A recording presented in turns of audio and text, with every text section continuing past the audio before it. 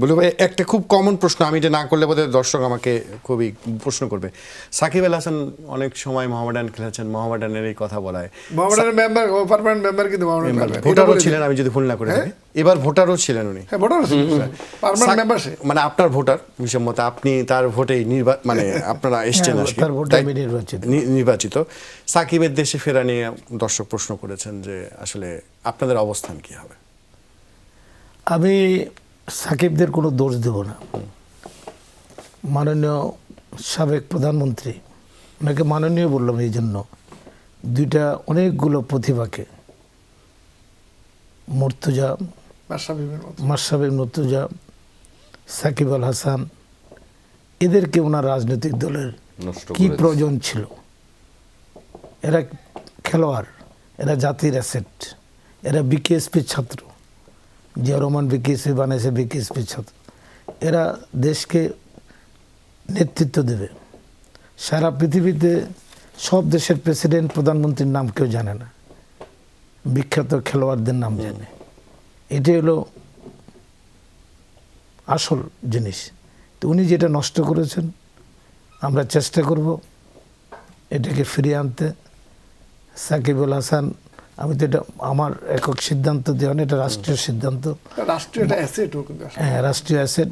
মাননীয় প্রধানমন্ত্রী আমার মনে হয় উনি সহানুভূতিশীল হবেন, কারণ উনিও একজন, আমি ওনার খেলা দেখেছি, ওনার সাথে উনি বনানী মাঠে ক্রিকেট খেলেছেন, ফুটবল খেলেছেন, ওনার ভাই খেলেছেন, ওনার মেয়ে জায়মা আইএসডি ছাত্রী ছিলেন, খুব ভালো গোলকিপার ছিলেন। আমার ছেলে ওই টিমে খেলত আইএসডিতে, ওনার ছেলের সাথে, আমার ছোট ছেলে।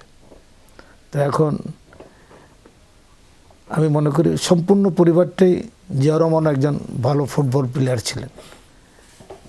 এই ক্রীড়াঙ্গনের পরিবার এবং তারা সৎভাবে, জিয়া রহমান এ রাষ্ট্র পরিচালনা করেছেন অত্যন্ত সৎভাবে।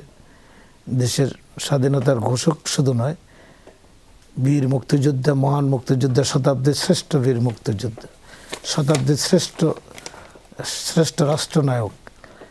বেগম খালেদা জিয়ার কথা তো বলাই যায় না। হাদি বারবার বলেছে, আমি যখনই স্বপনের শয়নে দেখি একদিকে জিয়া রহমান, আরেকদিকে বাংলাদেশের পতাকা বেগম খালেদা জিয়া।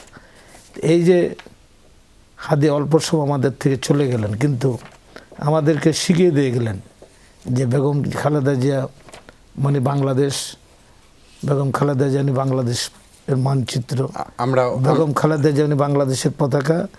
উনিও ক্রীড়াঙ্গনকে অনেক ভালোবাসতেন, লোকমান তো ওনার সাথে ছিলেন। তা আমি এই জন্য বলতে চাই, তারেক রহমানের নেতৃত্বে বাংলাদেশের ক্রীড়াঙ্গন অনেক দূর এগিয়ে যাবে এবং উনি সবার প্রতি একটা ন্যায় বিচার করবেন, যাতে খেলোয়াড়রা খেলার মাঠে ফিরে আসতে পারে।